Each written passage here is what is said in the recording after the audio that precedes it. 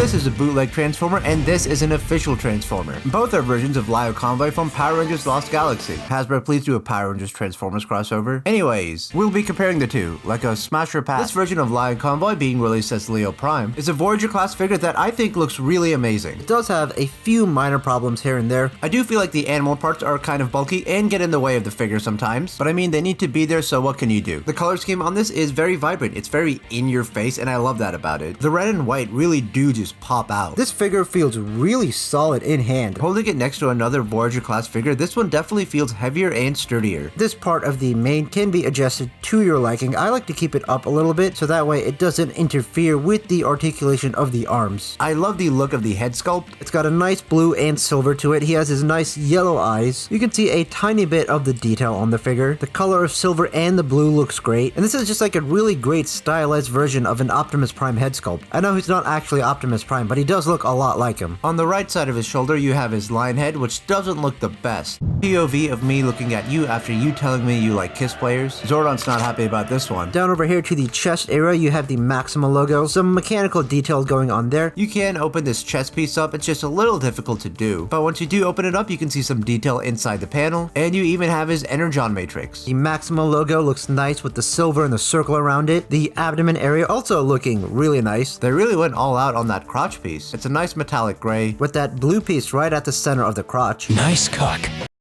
Some nice yellow paint. Over to the arms, you have a little bit of nice detail. There's a little bit of silver for the leg joints. Thighs are just a plain white. Down over here, there's red kneecaps. Just a really nice metallic gray for this part of the leg. And then you have his lion feet with some nice gold for the claws. A little bit of blue on it as well. A look at the backside of the figure. It does look a little bit messy, but that's just a compromise made for this figure to be able to transform. There's also a little bit of mechanical detail on the backside. And if you open this up, there's more detail that you would never really see. In fact, we'll skip ahead here. If you open up the chest piece, which I just realized wasn't fully tabbed in, haha, whoops. But anyways, the best way to open it is to bring your figures on the top like this, and then you can bring it out. And if we were to bring this down, you'll see some extra mechanical detail that gets hidden away. This doesn't show up in the robot mode or the beast mode. There's also some stuff going on inside the chest that does show in the beast mode. Here he is next to deluxe class figures and Voyager class figures. Now the bootleg is a copy of a 90s Lio Convoy figure that was only released in Japan, and for whatever reason he is a mostly blue color. This one has a lot of loose parts. These arms don't really want to stick into place. The head sculpt on it from the front looks alright, but from the side it seems very thin. The lion mane really obscures the face of this, and I really don't like that. This one does have a lot more noticeable fur detail on it. This one also has that mechanical detail there and the Maxima logo. The chest piece cannot open up though. Down over here, the abs, you have a silver and that red piece in the middle. The crotch piece looking not as good as the new Leo Prime. Terrible cock.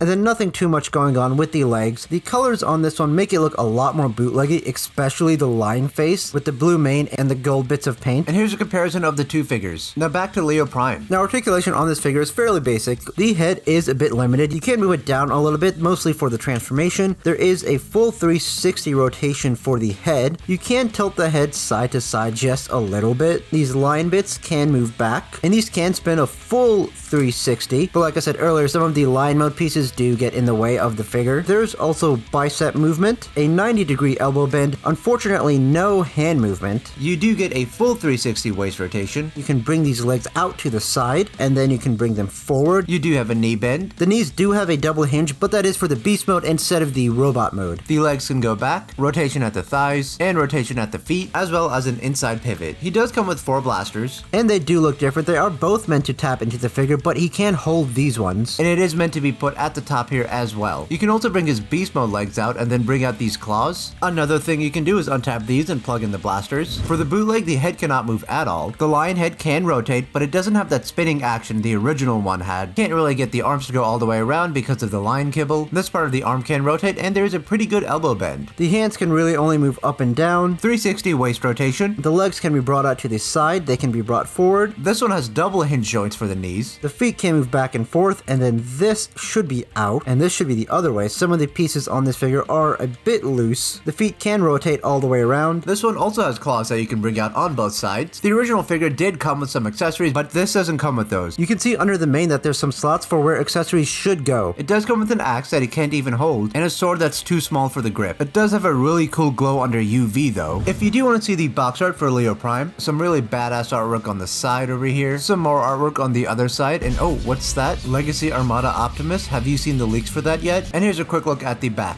Now the transformation of this figure is a bit challenging. First, close in the feet, pull the lion head out, open the chest piece, move the arms out to the side, bring this down, put in the head, rotate this, and then close it back up. Now bring this down so that way we can rotate this. It can be a little bit tricky. Rotate the lion head, bring these side bits out now, bring in the hands back, rotate these legs. Now we bring this up and make sure this side is facing inside, hold that down, and then you can rotate the arm. Now this part needs to peg in there, which can be a bit difficult to do. If you can't really get it the first time, you can just set it in there and worry about it later. It really helps if you bring it in like that. Once you've done both sides, just kind of adjust it to where you can get it in place. Now we need to bring the chest piece in here and tab it together. Now we can tab this part of the leg in there. And now the rest of the figure is fairly easy to do. Let's bring these back legs around and hinge them up into place so that way we can bring them down. Rotate the feet, bring out the tail. Now just adjust the back piece, bring this down and get it to line up. Just work your way to get it to tab into place. Bring in the rest of this and make sure everything fits. Bring these around and tab them into place, both sides. Bring that part of the mane down. And here's the beast mode of Leo Prime. I feel like the robot mode looks much better, and like I said earlier, I really don't like the lion head. The beast mode isn't too bad though. The sculpt of the mane is really nice, but there is a bit of poor color matching here. Some of the robot bits are sticking out, but that is kind of like that with a lot of Beast Wars figures, and I do personally think that this should have been white instead. Now a lot of this detail on the body of the lion looks a lot more like skin rather than fur to me. The front leg has movement and you can spin it a full 360. The back legs can move out and they can move back a little bit. A lot of the other articulation is the same as the robot mode. The tail has up and down articulation. The mouth on this can open. And you can see some of the teeth inside. You know, doesn't he look kind of kissable like that? You can still bring these pieces out to attach the weapons to. You can attach the side ones on as well, and you get a battle lion. And here is the beast mode for the bootleg. I decided not to transform him on camera because he isn't really the main attraction of this video. This one looks really weird with the legs kind of just sticking out in the back like that. This leg is super loose. For the articulation on this guy, the tail can move a little bit. That tongue has a little bit of movement. These front legs can move up like that. The back legs can move out. Legs you can spread out all the way, and there is that double hinge joint still over there, so you can bring them in like that. And then the feet can move back and forth, and they can spin all the way around. Now the official 90s release of Lio Combat is probably going to be a lot better than this. Here's a size comparison of the two in their beast modes. Obviously the new Leo Prime figure vastly outshines the bootleg. Thank you to my patrons who support me on Patreon, and if you're curious about a Catwoman Transformer figure, check out that video over here, or check out this playlist for all my Transformer reviews.